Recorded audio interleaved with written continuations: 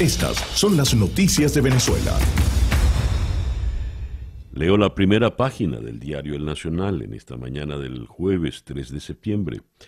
Presos políticos liberados afirman estuvimos secuestrados y fuimos torturados. Afirman que el régimen es perverso. Hasta este miércoles en la mañana, 34 de los 50 detenidos por razones políticas que recibieron el indulto entre comillas del régimen de Nicolás Maduro habían sido excarcelados. Regulo García Castro, Vasco da Costa, Renzo Prieto y Carlos Villa están entre los que salieron de prisión. Entrevistados por VPI, agradecieron a Dios por haber recuperado la libertad y el apoyo que tuvieron de sus familias y allegados en momentos difíciles. Al narrar sus experiencias, detallaron algunas de las torturas a las que fueron sometidos. Tengo razones verdaderas y comprobadas para tener miedo, reconoció Vasco da Costa. Al lado de lo anterior, el Nacional destaca el régimen sigue perdiendo la batalla contra la inflación. Los propios números del Banco Central lo demuestran. Banco Central informó que en julio la inflación fue 19,6, mientras que el cálculo de la Asamblea Nacional fue de 55%. Esto se explicaría porque el ente emisor no habría tomado en cuenta aumentos en telecomunicaciones y otros servicios públicos. El economista Luis Oliveros señaló que aunque existen diferencias, las cifras demuestran el fracaso del régimen para controlar el índice de precios. La inflación mensual es de 2 dígitos y eso demuestra la destrucción de la capacidad de compra del venezolano. Mike Pompeo insiste en que las elecciones del 6 de diciembre no serán libres ni justas. El Nacional no destaca en su primera página las declaraciones que diera ayer Enrique Capriles en una polémica intervención por redes. El Universal sí lo hace en su primera página. La noticia más importante se la lleva Maduro. Podría haber flexibilización en todo el país desde el día lunes. Se analiza con el Consejo Científico, asesores y expertos la aplicación de la flexibilización 7+7 en los 24 estados. Pero la noticia que nos lleva al cuadro político es esta. Capriles llama a votar en comicios parlamentarios del 6 de diciembre. Cree que las elecciones pueden ser el inicio hacia una nueva transición. El exgobernador del estado Miranda, Enrique Capriles, aseguró que no debería ser sorpresa que él presente propuestas diferentes para enfrentar al gobierno de Nicolás Maduro. Asimismo, insistió en que la ruta trazada por el líder opositor Juan Guaidó se agotó. Nadie puede sorprenderse por esto que estoy diciendo, por esto que ha pasado. Es un acto de desesperación. En un acto de desesperación llamé a rectificar. El plan que había se agotó. La agenda que se había presentado al país se agotó. Es una cita textual para Capriles. No vamos a dejar a la gente sin opción. Este país no va a tener o alacranes o Maduro. Aquí nosotros vamos a abrir caminos, vamos a seguir abriendo caminos como se abrieron las rejas de unos presos. Y más abajo, Stalin González renuncia a un nuevo tiempo y defiende las negociaciones. El dirigente opositor anunció su decisión de renunciar a un nuevo tiempo por no compartir la posición de este partido de abstenerse de participar en los anunciados comicios parlamentarios convocados por el Consejo Nacional Electoral para el 6 de diciembre. El diputado de la Asamblea Nacional reconoció su participación en una reunión con Nicolás Maduro, el canciller de Turquía, Mevlut Cavusoglu, y Enrique Capriles. Dijo que buscaría una salida a la crisis las veces que sea necesario. Y en este contexto, el canciller Jorge Arreaza reiteró la invitación al secretario general de Naciones Unidas, Antonio Guterres, y al alto representante de la Unión Europea para Asuntos Exteriores y Política de Seguridad, Josep Borrell, para que participen como observadores internacionales en las próximas elecciones parlamentarias. Enviamos una carta sobre las garantías electorales acordadas para la venidera elección parlamentaria, tuiteó Arriaza. En el diario 2001 destacan: Capriles rompe con la unidad y llama a votar en legislativas. 60% de los participantes en una encuesta de 2001 online tilda de traidor al ex candidato. Bien, tenemos acá en algunos diarios la explicación, ahondar en lo que dijo Capriles. Según el reporte de la agencia Reuters, firmada por Brian Ellsworth y Mayela Armas, la oposición de Venezuela debe dejar de jugar a ser gobierno y empezar a centrarse en las elecciones legislativas, dijo Capriles anoche, en un golpe público contra el jefe del Congreso, Juan Guaidó, y su presidencia interina. Bajo una profunda crisis política y colapso económico, Guaidó y los principales partidos señalaron que no acudirán a los comicios parlamentarios del próximo 6 de diciembre, pero un sector opositor está dispuesto a buscar condiciones para participar, lo que ha creado diferencias en la oposición. No podemos seguir jugando a ser gobierno en Internet, dijo Capriles en una transmisión por redes sociales. O usted es gobierno o es oposición. No se pueden ser las dos cosas. La declaración se convierte en un cuestionamiento significativo de un líder de la oposición a la decisión de Guaidó de asumir la presidencia el año pasado en medio de una oleada de movilizaciones callejeras que renovaron la esperanza de un cambio de gobierno. Tras esa acción, decenas de países repudiaron a Maduro en favor de Guaidó. El equipo de prensa de Guaidó no respondió de inmediato a solicitud de comentarios. El país está para acuerdos que aproximen una solución a la crisis, no para desencuentros altisonantes entre algunos dirigentes. Fue lo que había comentado Juan Guaidó antes de las declaraciones de Enrique Capriles. En otro tipo de informaciones, Alex Saab dice: he sido torturado para declarar contra Nicolás Maduro y firmar mi extradición voluntaria a Venezuela. Estados Unidos tiene 4 empleados que entran a mi celda cada noche y me muelen a golpes para que haga declaraciones falsas contra Maduro. Soy un enviado especial de Venezuela a Rusia e Irán. Dispongo de inmunidad diplomática y exijo mi liberación. Estas declaraciones del pobre Alex Saab, por la caramba, las publica el diario El Mundo en Madrid en la mañana de hoy. Cierro con esta información. La fotografía que publica AP en la nota que firman Joshua Goodman y Scott Smith es impactante. Es una fotografía satelital de un buque todo oxidado en medio del mar. La imagen de un enorme buque petrolero que está haciendo aguas e inclinándose hacia un costado frente a una costa remota de Venezuela ha desatado exhortaciones internacionales para que se impida un derrame. Después de años de abandono, el FSO Navarima, un monstruo oxidado lleno de crudo pesado, se encuentra en un peligroso estado de deterioro. A pesar de que se desconoce la magnitud de los daños, si no es reparado pronto, podría hundirse y desencadenar un desastre ambiental, contaminando las aguas azul turquesa a lo largo de las costas venezolanas y de varias naciones vecinas del Caribe, aseguran expertos marítimos y críticos del gobierno de Venezuela. Para agudizar las preocupaciones, el gobierno socialista de Venezuela no ha efectuado declaraciones públicas sobre sus planes con respecto a este navío. Noticias de Latinoamérica. ¿Por qué se está convocando un paro nacional en Colombia? 6 meses atrás, cuando llegó la pandemia causada por el coronavirus, Colombia estaba viviendo una serie de marchas convocadas por diversos sectores y organizadas por el que entonces era el Comité Nacional de Paro. Luego de la llegada del COVID-19, el país entró en el aislamiento preventivo obligatorio que impidió que el cronograma de manifestaciones se llevara a cabo.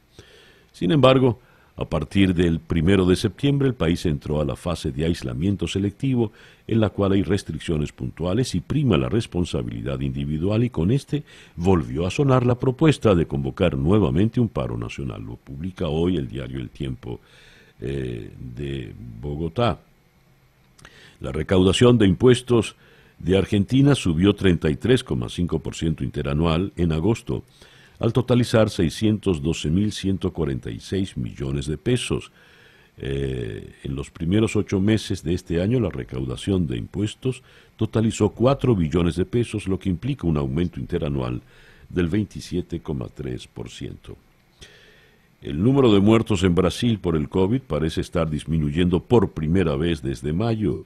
Según los datos, una señal de que el país latinoamericano podría estar saliendo de una larga meseta de infecciones que lo ha visto sufrir el segundo peor brote del mundo después de los Estados Unidos. Con casi 4 millones de casos confirmados, el virus ha matado a más de 120,000 personas en el Brasil. Una delegación científica de China llegó a Perú con las pruebas clínicas del laboratorio Sinopharm para la vacuna contra el COVID. La estatal farmacéutica china Sinopharm comenzó la semana pasada el proceso para reclutar hasta 6,000 voluntarios en Perú. En Chile, los camioneros levantan la huelga que tenían por 7 días. La movilización que bloqueó autopistas en el centro y sur del país afectó cadenas de suministro y puso en peligro las exportaciones al interrumpir la operación de puertos. Bolivia registró ayer un récord diario de fallecidos por el COVID, 102 decesos solo en el día de ayer. El número se eleva a 5.203 por la pandemia. El régimen de Daniel Ortega reportó 141 muertos por coronavirus en Nicaragua y 4.668 casos totales. El presidente de México, Andrés Manuel López Obrador, anuncia la dimisión del secretario del Medio Ambiente. El mandatario dijo que Víctor Toledo, se levantó una polémica porque se difundió un video donde Víctor Toledo criticaba al gobierno. López Obrador dijo que Toledo le comunicó su dimisión desde antes de la difusión de la grabación en la prensa y redes sociales, en medio de una controversia entre las Secretarías de Medio Ambiente y de Agricultura sobre el uso del glifosato, un herbicida señalado por ambientalistas como altamente tóxico. Escuchas Día a Día con César Miguel Rondón. Nuestra agenda de hoy la vamos a comenzar en la ciudad de Washington con Cristóbal Vázquez, el corresponsal de Radio Caracol en la capital de Estados Unidos. Estados Unidos ha sancionado a la fiscal de la Corte Penal Internacional por el tema de la investigación de los crímenes en Afganistán.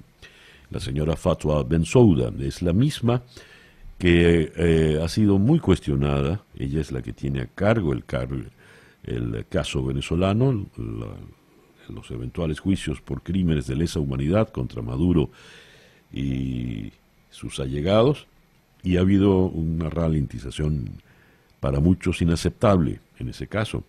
Pero la sanción de Estados Unidos no tiene nada que ver con Venezuela, sino con el caso de Afganistán. Esto ha levantado protestas en Naciones Unidas. De Washington vamos a ir a Caracas para conversar con Nick Merevans, el politólogo y director de Punto de Corte, quien salió ya en libertad entre los, entre comillas, indultados del día lunes. Vamos a abordar pues con Nick Merevans la experiencia de estos meses en la cárcel, su opinión frente al proceso de liberación y su opinión pues frente al cuadro político general en nuestro país. De Caracas vamos a ir hasta Madrid para allí conversar con Esteban Urreistieta, el periodista del diario El Mundo, quien publicó la entrevista con Alex Saab, donde Saab dice que es torturado, que todas las noches entran 4 funcionarios de Estados Unidos y le muelen a palos. En fin. De Madrid vamos a ir hasta Jerusalén para conversar con el periodista Gabriel Bentasgal. Arabia Saudita permitirá que Israel cruce su espacio aéreo, los vuelos estos entre Israel y los Emiratos Árabes Unidos. Esta es una medida importante. El príncipe heredero, recordemos, se había reunido con el yerno de Donald Trump en estos días pasados. Luego vamos a ir a Miami para conversar con el periodista venezolano Eugenio Martínez, especializado en el tema electoral. Con Eugenio vamos a conversar sobre cómo está planteada ahora la circunstancia electoral, la propuesta de Capriles y la carta que le envía Jorge Arriaza a Josep Borrell y a Antonio Guterres, cartas por separado, donde ofrece algunas garantías para el proceso electoral. Esas garantías son las que ha pedido la oposición, son satisfactorias. Eso lo vamos a abordar con Eugenio Martínez. Y vamos a cerrar nuestra agenda del día de hoy en la ciudad de Lima, donde vamos a conversar con Miguel Ángel Rodríguez Mackey, internacionalista. ¿La democracia corre peligro en América Latina? La pregunta viene a tono por... Tenemos casos interesantes. Lula da Silva celebra que la justicia brasileña le retira cargos. Rafael Correa aspira a ser vicepresidente, siguiendo el ejemplo de la señora Cristina Fernández. Evo Morales intenta ser senador. Hay movimientos extraños. Pues bien, vamos a abordar esto con Miguel Ángel Rodríguez Mackey. Esa es nuestra agenda para el día de hoy, jueves 3 de septiembre del año 2020. El editorial con César Miguel Rondón. Traidor, así han llamado a Enrique Capriles, porque está planteando ir a elecciones. Evidentemente, la jugada que llevó adelante junto a Stalin González, quien renunció ya a un nuevo tiempo, pasaba por la liberación, en primer lugar, de Juan Requesens y luego de estos 110 presos políticos. La carta que envía Jorge Arriaza a Josep Borrell y Antonio Guterres, ofreciendo nuevas garantías electorales, formará parte de ese mismo acuerdo.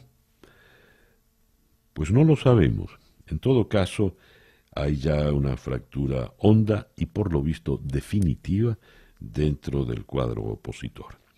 Capriles ha sido muy duro con la oposición reunida en el gobierno interino cuando acusa que no podemos seguir jugando a ser un gobierno por Twitter. O ustedes gobierno o ustedes oposición y nosotros somos oposición.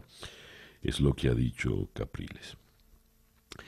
El cardenal Baltasar Porras hizo un llamado a la dirigencia opositora a limar asperezas y poner el foco de atención en la resolución de los problemas de los venezolanos. Porras compartió su alegría por la excarcelación de Requesens y el indulto a las 110 personas. Lo humanitario está por encima de todo en la vida. Lo central debe ser el sentido de la dignidad de la vida y de la persona humana.